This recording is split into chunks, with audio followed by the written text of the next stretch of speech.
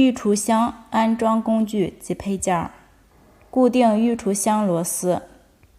固定灯口和灯口线螺丝、线卡、转轴、灯口、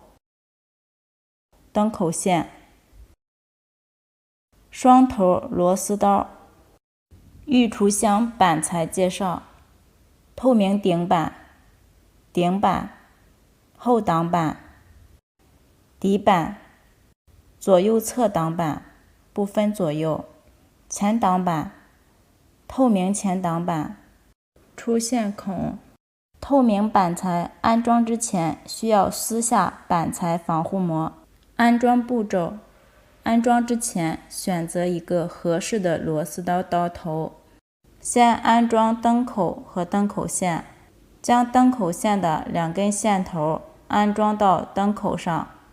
不用分正负极，注意螺丝拧紧。